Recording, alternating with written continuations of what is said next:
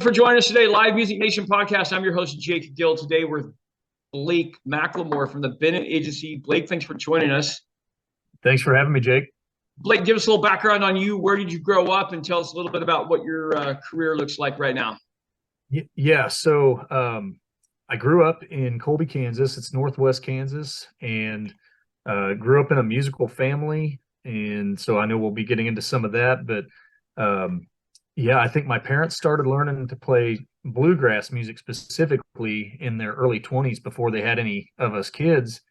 And so by the time my older brother and then my twin brother and I were born, they were kind of well into learning bluegrass music specifically. But my parents grew up listening to everything, rock and roll, classic rock, all sorts of stuff, disco music. So yeah, we had a big variety growing up into our household as far as the different genres we were exposed to and grew to love. But yeah, as far as like bluegrass music and kind of what we're talking about today, my parents attended a music festival in Winfield, Kansas called the Walnut Valley Festival. They attended their first time in 1986, and that was the fall before my twin brother and I were born. And so every year since that year, I think I've only missed one time that my entire life. I'm pushing 36. I turn 36 tomorrow.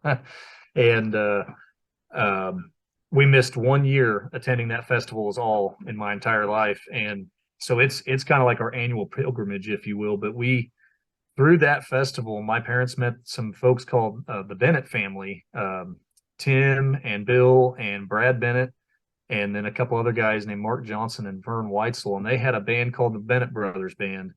And they just totally inspired my parents, and then also my brother and I, my twin brother and I specifically, to get interested in bluegrass music. And I mean, they were our total inspiration. And so after my parents started going to that festival, they held a jam session just for a group of folks that they didn't really know back home in Colby.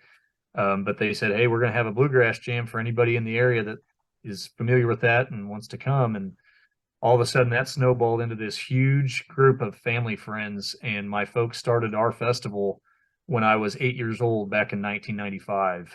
And okay. So that's kind of what started our festival. All right, very good. So for the listener that has not been to your festival, I always ask these 4 questions. What does it look like? What does it sound like? What does it smell like and feel like? So give the listener a visual of this event. Talk about some of the vendors that are going to be there, the food they might experience. Talk about those things. Sure. Yeah, so the festival is held at the Thomas County Fairgrounds in Colby, Kansas, and it's the first weekend in June now. We used to be in July, but last year for the first time we got out of those really blazing hot days and moved to June. But yeah, we have probably anywhere from weekend come to the event. And so it is a family-friendly environment first. That's kind of the first thing we look for. And so there's all sorts of kids' activities, crafts, and games. We often have horse-drawn wagon rides, all sorts of stuff like that. And so that's kind of the first goal as our festival committee came together, was we wanted to have a family-friendly event.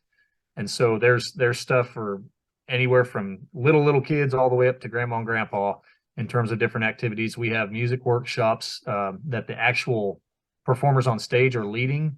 And I mean, it's a pretty up close and personal festival. I mean, so you're 5-10 feet away from people that are rock stars in Nashville, and just absolutely hired out for studio work for the biggest country stars and things. And so it's just neat that we get to bring that environment to the people that come to the festival. They get real up close and personal with these people. And then another big mission of ours is that we want very friendly and professional musicians. And so the bands that we bring in, we're intent to look for what kind of character, and are they real friendly and outgoing with people. And so that's a lot of it too. There's a lot of interaction with those bands. They often come and sit and eat the vendor food and watch the other people on stage. And so but yeah, we've got a huge shade canopy tent.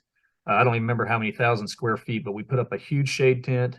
And then also, if it's real warm, we'll put up water misters around that thing to really cool the area. But now that we're in June, that's not as much of a problem anymore. But yeah, just you see kids everywhere playing and people just in their lawn chairs under the shade and enjoying the music. And then as far as food vendors, we usually have a pretty good array, anything from pizza right there on the grounds that's made there, some state champion barbecue vendors, um, let's see, chicken, there's burgers, all the funnel cakes, all those types of things. And so there's even a group that does biscuits and gravy each morning.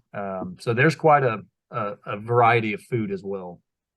Perfect, perfect. Okay, so let's take out the music from this part and let's talk about the people itself.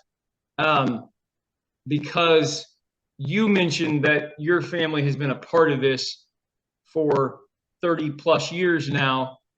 If music wasn't a factor in that, what are the qualities of the people that drew you in? You know, yeah, outside of the music, one thing that I have found, and I'm trying to be unbiased, but because we grew up playing all sorts of different kinds of music, rock and roll, I mean, to hip hop, everything. And so there's not a kind of music that I don't love. But as far as playing music and an inviting atmosphere with people that you've never met before, I've never seen anything near as friendly as bluegrass music. And you'll have your pockets of musicians that might be really good, but maybe they've got a little bit of an ego. But for the very, very vast majority, no matter how skilled the musician is, they're often very, very friendly and inviting to any level of talent, if you will. And so that was one thing that really stuck home to me, was a lot of people have a lot of high character. They're just good down the home people, character at our festival, but the people are there to have a good time and invite friend and family network, if you will. I think lately we have seen some studies come out that social isolation risk of premature death, and it says that we have to continue to fight for these things. And I don't mean fight against each other, a rare deal, but a work for our community. And we'll start with this one right here. You've been to a lot of concerts, you've been to a lot of venues. What is the best concert you've ever seen your entire life? Christmas season, I went to some great ones for King and Country. They're really up and coming. But of all the bands, I've seen Metallica, Matchbox 20. There's so many great bands, but man, I think AC/DC. I saw them back in 2008, and I paid $110. I mean, I kid you not, I was at the very highest, very back row, up against the wall in the top of the arena.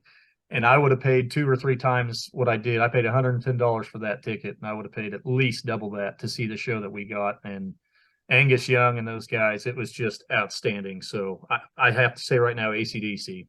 All right, all right. You could bring any one act, dead or alive, to Colby, Kansas, to your festival. Who would you bring? I have to say probably because and a lot of folks don't realize how big bluegrass is kind of in the underground.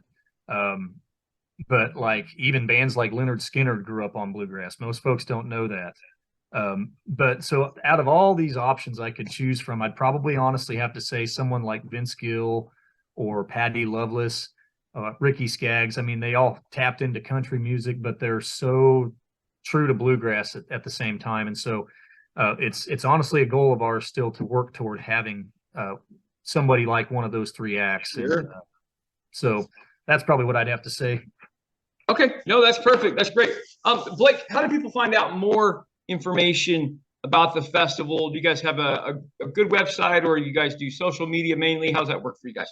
Yeah, we do have a fully functional website, and we're also on Facebook, but our website is www.pickingontheplains.com, and that's picking with no G, pickingontheplains.com. And so we've got our lineup there. This year, I'm really, really excited. We're having a guy named Mo Pitney. I don't know if you know of Mo Pitney. Yep. But he's our headliner this year. And the past 2 years, we had a guy named Dan Tominski, who was with Allison Krauss and Union Station forever.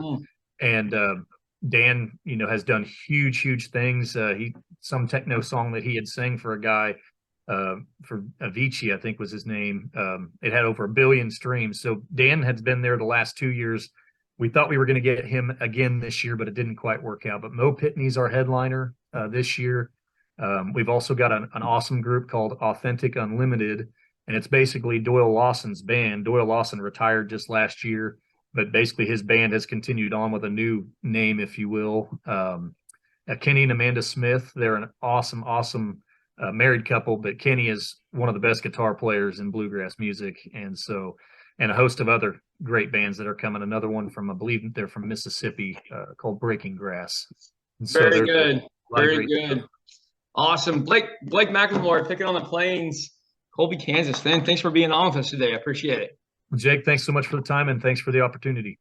Absolutely. Well, baby, I'm on it with a bottle